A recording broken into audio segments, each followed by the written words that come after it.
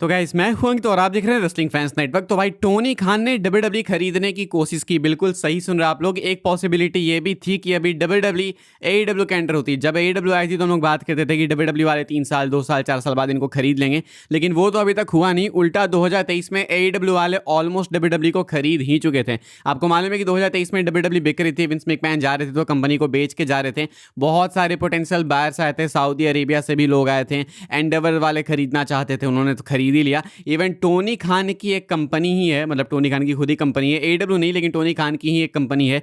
उस कंपनी ने कुछ 6 पॉइंट कुछ बिलियन डॉलर्स ऑफर किए थे डब्ल्यूडब्ल्यू खरीदने के लिए बेटिंग में। हालांकि वो चीज़ नहीं हो पाई फाइनलाइज। अगर हो जाती तो अभी ये कंपनी डब्ल्यूडब्ल्यू टोनी खान के अंडर होती, यानी कि टोनी के अंदर उनकी खुद की कंपनी ऑल एलीट रेसलिंग तो होती ही होती, साथ में वर्ल्ड रेसलिंग एंटरटेनमेंट यानी कि डब्ल्यूडब्ल्यू भी होती, यानी कि टोनी खान की फुल ऑन मोनोपोली चलती। अगर देखो टोनी खान खरीदना चाहे तो वो आज भी डब्ल्यूडब्ल्यू को खरीद सकते हैं, इतने वेल्दी वो हैं, डेफिनेटली हैं। अगर चाहे तो वो खरीद सकते हैं, लेकिन डब्ल्यूडब्ल्यू वाले ईगो में बोल रहे हैं फिर किसी भी तरीके से उनको तो नहीं बेचना चाहिए, क्योंकि यहाँ पे सिर्फ बात पैसों की नहीं आती है, यहाँ पे बात आती है कि आपने एक तरीके से हार मान ली। एंड डब्ल्यूडब्ल्यू वाले ये चीज़ तो नहीं करते। हालांकि आज की डब्ल्यूडब्ल्यू काफ़ी अलग है, विंस तो बिल्कुल नहीं करते ये चीज़। विंस मैकमैन ने डब्ल्यूसीडब्ल्यू को भाई कैसे भी हरा ही दिया। एईडब्ल्यू तो कभी भी डब्ल्यूसीडब्ल्यू के लेवल पे आ नहीं पाया, लेकिन विंस ने भाई डब्ल्यूसीडब्ल्यू को भी हराया, जो कि कभी डब्ल्यूडब्ल्यू को पीछे छोड़ चुकी थी। तो विंस उससे भी नहीं हारे, तो एईडब्ल्यू को तो वो कहाँ ही बेचते, वो तो पॉसिबल ही नहीं होता। लेकिन अब विंस जा चुके हैं, तो अगर एईडब्ल्यू वाले कोशिश करे तो क्या पता एक दिन सक्सीड कर भी जाएंगे। मुझे लगता है कि एंडेवर वाले इवेंचुअली डब्ल्यूडब्ल्यू को बेचेंगे, आज नहीं तो कल वो इवेंचुअली बेचेंगे। ये चीज़ मुझे लगता है कि ऐसे डिस्टाइंड है कि होने ही वाली है, लेकिन क्वेश्चन है कि किसके हाथ हो। मुझे लगता है कि बेस्ट बायर होंगे सऊदी वाले, ये नहीं कि वो बहुत अच्छा कर देंगे। ये वो आई मीन पैसों के मामले में मुझे लगता है कि सबसे ज़्यादा वही ऑफर करेंगे डब्ल्यूडब्ल्यू को, एंड उसके बाद एंडेवर वाले सऊदी को बेच देंगे। फिलहाल जरा सोचो यार कि अगर टोनी खान के अंडर डब्ल्यूडब्ल्यू एडब्ल्यू दोनों होती तो क्या मोनोपोली चलती है, एंड आपको रोमन रेंज देखने को मिलते हैं एडब्ल्यू में अपीयर होते हुए। मुझे लगता है कि एक टाइम आता बीच में जब बाकी सारे जो लेजेंड सुपरस्टार्स है, रोमन रेंज, लेसनर, ये सब कंपनी लीव ही कर देते हैं, वो रहते ही नहीं वहाँ पे, मुझे लगता है। बाकी आप बताना भाई इस सीनेरियो में, इस व्हाट इफ सीनेरियो में आप क्या क्या इमेजिन कर सकते हो कमेंट्स में। आगे बढ़ते हैं भाई, हम लोग बात करते हैं अगली अपडेट के बारे में, जो कि है टॉम ब्रैडी को लेके। टॉम ब्रैडी यार डब्ल्यूडब्ल्यू के ऊपर काफी उल्टे कमेंट्स कर रही है। मैंने आपको पहले ही बताया, कल रात को बताया, मुझे नहीं पता कि आपने रात की वीडियो देखी या फिर नहीं, देख लीजिएगा भाई, बहुत ही इंपॉर्टेंट उसमें अपडेट्स है। ब्रेकर को लेके एक बहुत ही मैसिव अपडेट है, तो देख ही लेना उसको। टॉम ब्रैडी को लेके अपडेट ये है कि टॉम ब्रैडी कल रात को भी वापस से वही सारी बातें कह रहे थे जो पहले भी उन्होंने कही, कि डब्ल्यूडब्ल्यू क्यूट है, स्क्रिप्टेड है, ये है वो है, फुटबॉल के आगे कुछ भी नहीं है, हम फुटबॉल वाले डब्ल्यूडब्ल्यू के रेसलर्स को भी पेल सकते हैं, ऐसा साफ साफ बोल दिया टॉम ब्रैडी ने। तो टॉम ब्रैडी डब्ल्यूडब्ल्यू को बिल्कुल स्क्रिप्टेड फेक बीएस कह रहे हैं ओपनली पब्लिकली आके। एंड इसके बाद हुआ क्या है कि सार्लेट फ्लेयर, ऑस्टिन थ्योरी, डनहॉजन, ऐसे बहुत सारे डब्ल्यूडब्ल्यू सुपरस्टार्स ने इस चीज के ऊपर रिस्पॉन्स भी अपना दिया है ट्विटर पे, एंड वो टॉम ब्रैडी को डायरेक्टली टारगेट कर रहे हैं। डनहॉजन भाई इनको कर्स कर रहे हैं, ऑस्टिन थ्योरी, लोगन पॉल को टैग करके कह रहे हैं कि चलो इसको पेलते हैं। सार्लेट फ्लेयर कह रही है कि तुम्हें डब्ल्यूडब्ल्यू सुपरस्टार से फाइट करने के लिए 5 लोगों की नीड लगेगी, ये वो पता नहीं क्या क्या। तो ऐसे में भाई टॉम ब्रैडी की इन्वॉल्वमेंट ऐसे फालतू में नहीं है। कहा ऐसा जा रहा, माना ऐसा जा रहा है कि टॉम ब्रैडी डेफिनेटली रेसलमेनिया में इन्वॉल्व होंगे, बिकॉज टॉम ब्रैडी को नीड नहीं है डब्ल्यूडब्ल्यू से फेम खाने की। डब्ल्यूडब्ल्यू के ऊपर वो अचानक से उल्टे कमेंट्स क्यों करेंगे, मतलब किसी भी तरीके के ब्रिज को वो बर्न क्यों करना चाहेंगे। हालांकि वो रेसलर नहीं है, लेकिन फिर भी किसी भी तरीके की फ्यूचर पोटेंशियल पार्टनरशिप को वो खुद से क्यों बर्न करना चाहेंगे। तो कहीं ना कहीं डब्ल्यूडब्ल्यू वाले खुद ही ये करवा रहे हैं। डब्ल्यूडब्ल्यू वालों को कोई दिक्कत नहीं, उनको कोई फेक बोले, स्क्रिप्टेड बोले, वो खुद ही खुद को बोलते हैं अनरियल में, तो इससे डब्ल्यूडब्ल्यू को कोई दिक्कत नहीं है। लेकिन टॉम ब्रैडी यहाँ पे फिलहाल डब्ल्यूडब्ल्यू सुपरस्टार्स को भी सॉफ्ट बोलने लगे। तो देखना होगा कि रेसलमेनिया में अगर टॉम ब्रैडी अपीयर होते हैं तो किस सेगमेंट में अपीयर होते हैं, उनके सामने कौन आएगा, एंड किस लेवल का सेगमेंट होता है। फिलहाल टॉम ब्रैडी को आप लोग डेफिनेटली रेसलमेनिया के लिए एक्सपेक्ट कर सकते हो। बीच में तो रेसल वोट्स की अपडेट भी आई थी कि डब्ल्यूडब्ल्यू वाले मर्चेंडाइज वगैरह भी प्रिपेयर करें टॉम ब्रैडी के लिए, तो क्यों ही करेंगे। ऑब्वियस सी बात नहीं है कि टॉम ब्रैडी अपीयर होंगे तभी कुछ प्रिपेयर कर रहे हैं। तो ये है कुछ टॉम ब्रैडी को लेके एक मेजर अपडेट। आगे बढ़ते हैं, हम लोग बात करते हैं बीस्ट इनकार्नेट ब्रॉक लेसनर की। सीम्स लाइक कि रेसलमेनिया में लेसनर का हारना बिल्कुल इनएविटेबल है, बिल्कुल 100% लेसनर हारने ही वाले हैं। अभी इस चीज के ऊपर सैम रॉबर्ट्स कमेंट करते हैं एंड कहते हैं कि I think it's very obvious कि Oba Femi is winning at WrestleMania. I mean एक इंटरनेट पे फिलहाल अभी एक मीम बहुत ही वायरल चल रहा है, मीम बोलो ट्रेंड बोलो, कि ओबा फैमी को सारे ब्लैक रेसलर्स को अवेंज करना है, यानी कि लेसनर ने बिगी को डिस्ट्रॉय किया, कोफी किंगस्टन को डिस्ट्रॉय किया, इन दोनों से तो वर्ल्ड टाइटल ले ली। इवन यहाँ पे नहीं रुके तो इन्होंने ओमास को भी डिस्ट्रॉय किया, बॉबी लेस्ली से भी इनका मैच हुआ तो वहाँ पे भी जीते थे।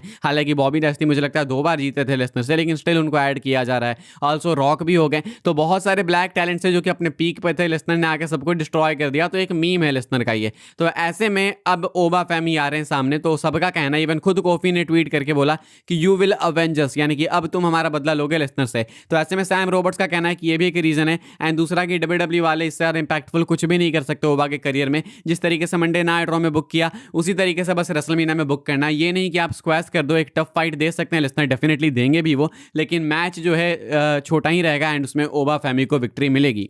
मुझे लगता है भाई कि WWE वाले यही डिसीजन लेंगे कि ओबा फैमिली बिल्कुल क्लियर पिन करके लेसनर को जीतेंगे।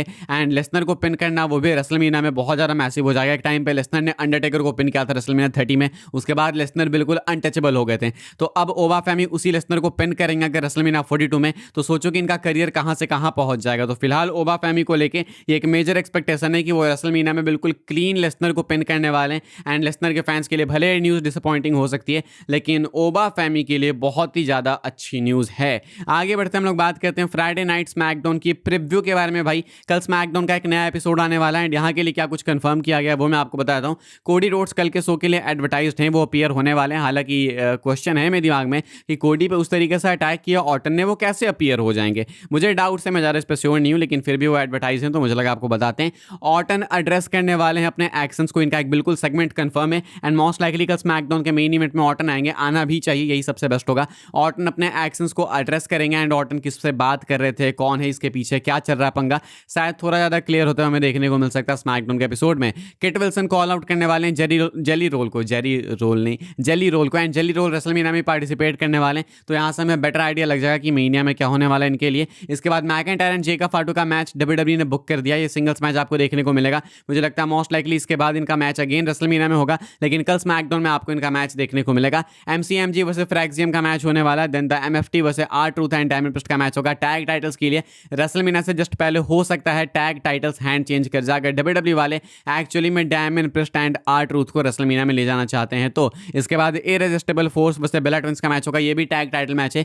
तो 2 टैग टाइटल्स डिफेंड होने वाली है मेंस वुमेन्स डिवीजन दोनों से। एंड ये कुछ फ्राइडे नाइट स्मैकडाउन की प्रीव्यू सुबह 5:30 में शो आएगा, खत्म होगा 8:30 पे जाकर 3 घंटे का होगा। अपनी आखिरी अपडेट हम लोग कवर कर लेते हैं भाई, जो कि Randy Orton and Cody Rhodes को लेके। Randy Orton and Cody Rhodes का जो मैच है वो रेसलमेनिया में होगा, लेकिन वहाँ पे खत्म नहीं होने वाला है, ये पोस्ट रेसलमेनिया भी कंटिन्यू होने वाला है, जो कि मुझे लगता है ऑब्वियस है बहुत से लोगों के लिए। मैंने खुद भी बोल रखा है कि पोस्ट रेसलमेनिया भी इनकी फ्यूड एक्सपेक्टेड है कंटिन्यू होने के लिए। हालांकि बिल्कुल ऐसा नहीं है कि ऑर्टन रेसलमेनिया में टाइटल जीते या हारे एंड उसके बाद अगले PLE में वापस से कोडी ही उनके अपोनेंट हो गए।